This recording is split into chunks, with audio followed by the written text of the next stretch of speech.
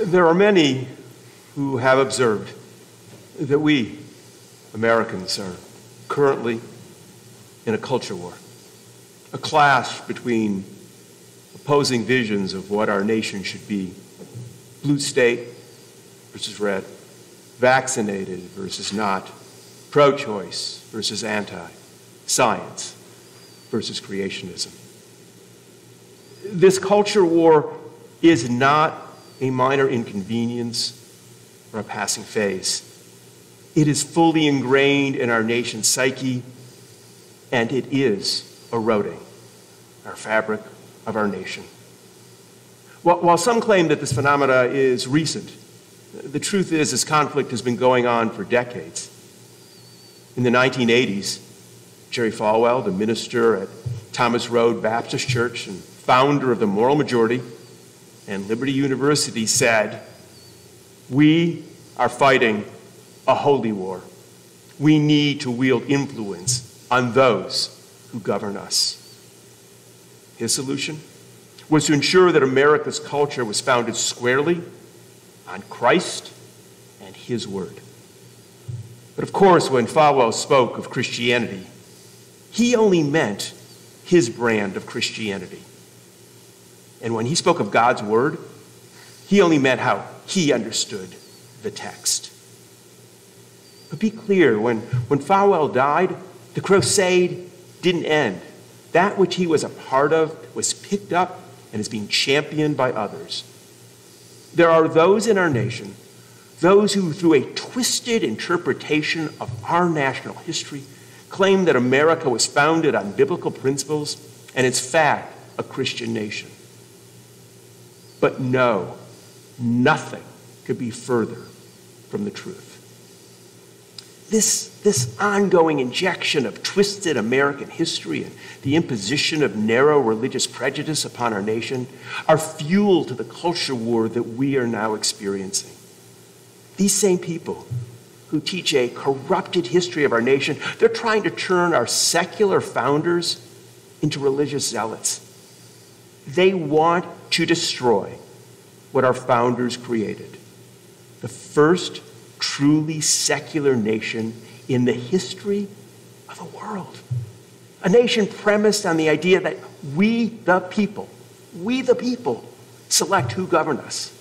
Not God, not God's appointee, not somebody who claims that they are channeling God's words, but we the people, in our wisdom and at times in our ignorance. It should be noted that their efforts didn't start with Jerry Falwell. All this didn't even start here in the United States. The culture clash that we are seeing is far older. The roots of it that are being played out across our nation didn't begin here in America. Rather, it began across the ocean when a lens grinder questioned the biblical text and rejected the notion of a God who manipulated or interfered the affairs of our world. Yes, that lone voice was met with derision and anger. The leaders of the community were incensed, and in time, Spinoza was excommunicated from the Jewish community. He was placed in what is called in Jewish terms, kera. That's excommunicated. Let me read you a piece of the ban that they read as they were excommunicating him.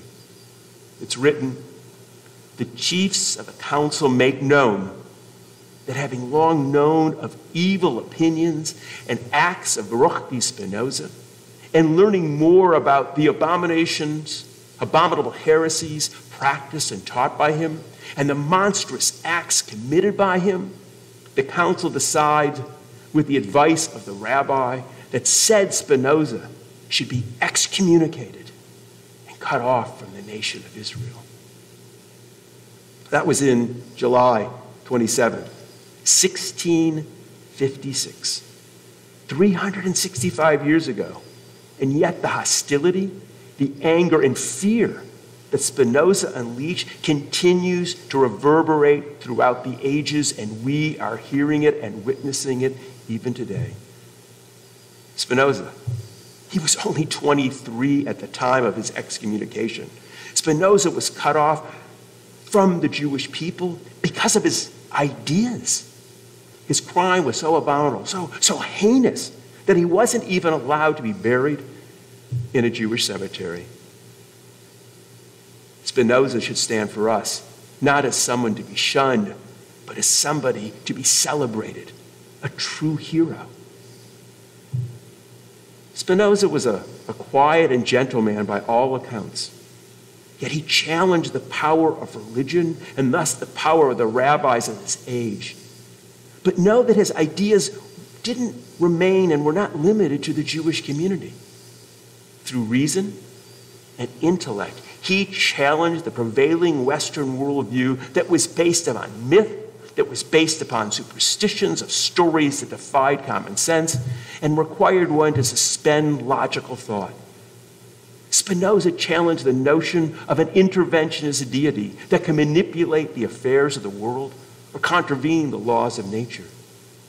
Spinoza added nuance and sophistication to the religious conversation, asking people to understand the term God not as a personal deity, but as nature itself.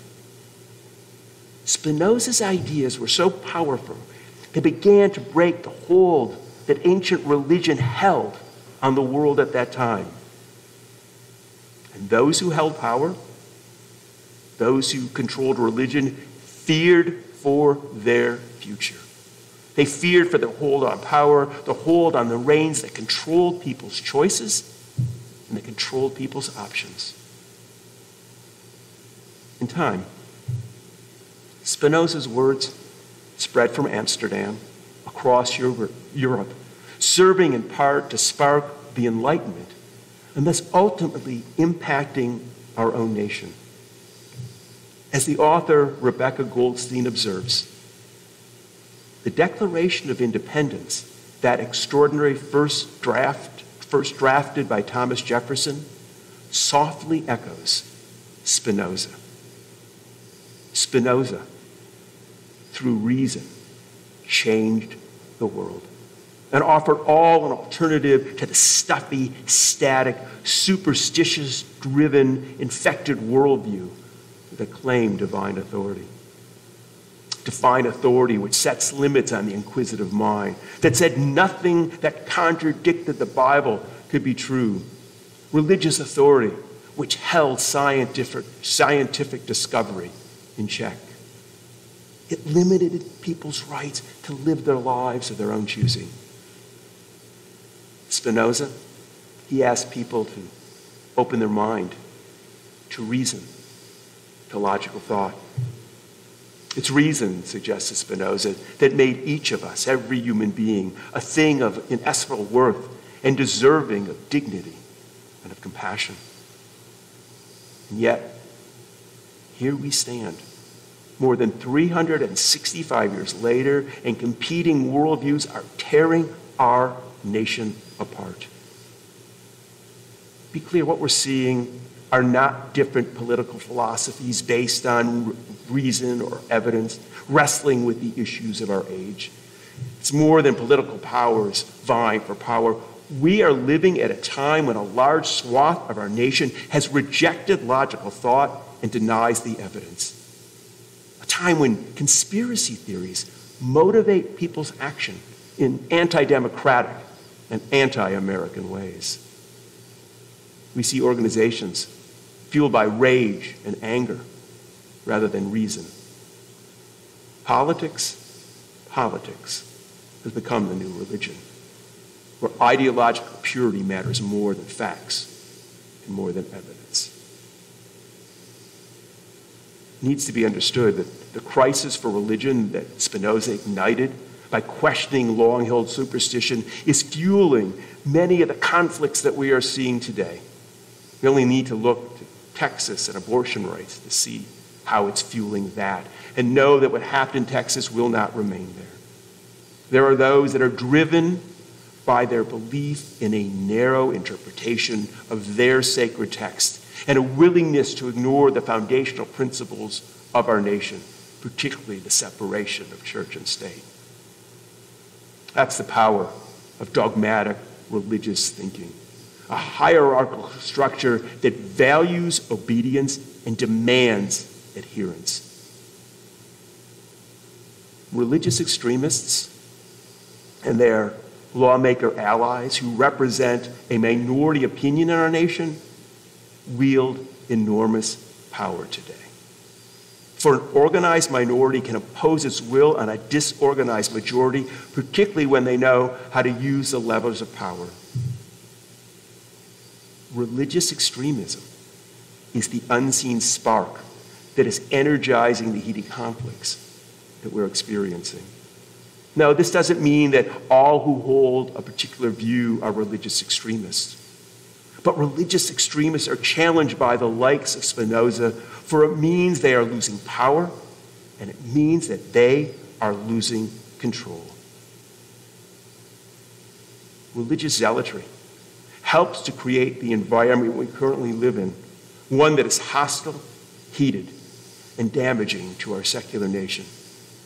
All done in the name of a religion, implying divine guidance and wisdom, and pretending that it's benign. But it's not.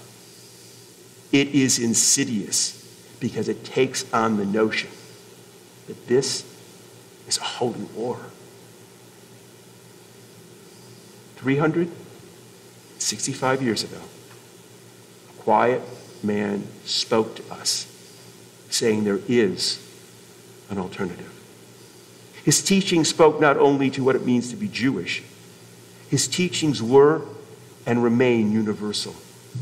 He spoke in opposition to religious dogma and superstition, and he opened up the world.